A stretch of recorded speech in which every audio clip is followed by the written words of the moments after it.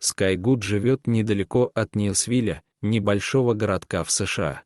С рысью в этом районе была большая проблема. Снова и снова эти хищники вызывали волнения на фермах и убивали домашних животных. Поэтому многие фермеры предпочитали ставить ловушки, чтобы голодные животные больше никогда не приближались к местности. Но традиционные ловушки, которыми пользовались многие землевладельцы, были очень опасны для животных. Они щелкали с такой силой, что ломали лапы и серьезно травмировали их. Даже если животных вовремя отпускали, они часто умирали от полученных травм. Скай жила с животными с раннего возраста и имела особую связь с невинными существами. Недобросовестные действия фермеров разбили женщине сердце. Она решила что-то сделать с этой обидой.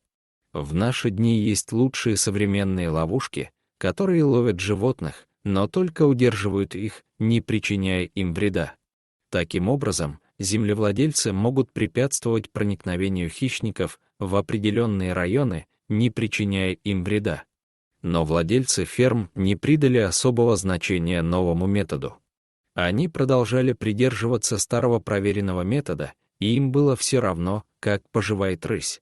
Услышав это, Скай решила действовать сама.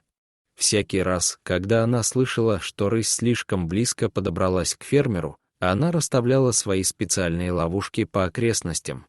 Ее идея сработала, и рыси держались подальше от этого места, как и хотели. Но самое сложное было, когда Скай приходилось освобождать пойманных рысей. Эта задача требует специальных навыков, которые не у всех есть. Каждый день после работы женщина проверяла ловушку и освобождала рысь.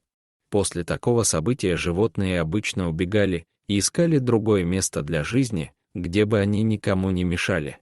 Но однажды все произошло по-другому.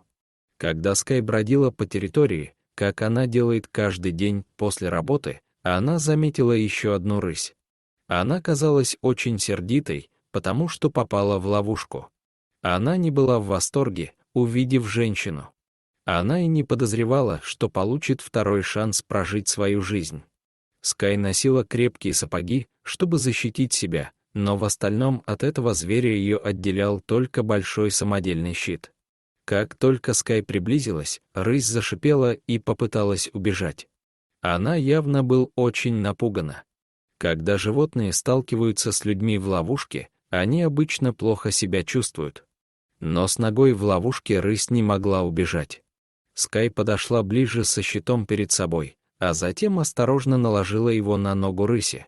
Щит был специально разработан с отверстием внизу, чтобы она могла поставить ногу на свою сторону щита.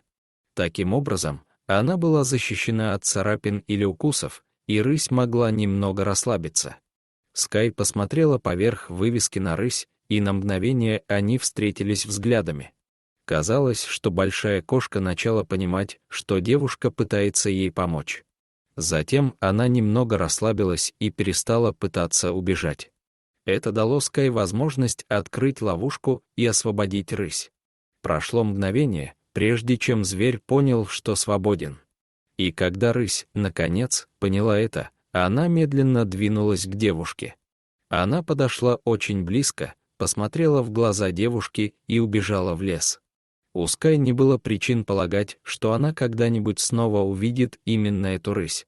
Но женщина запомнила необычное белое пятно на груди у этого зверя. Прошли годы, Скай спасла множество разных животных. Ее дети стали немного старше, и она могла рассказать им все о земле и животных.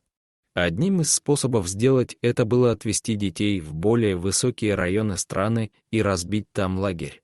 Они разбили свои палатки под деревьями недалеко от плотины. Там была поляна, где они могли развести костер и приготовить еду. Но они и представить себе не могли, насколько незабываемой будет эта ночь.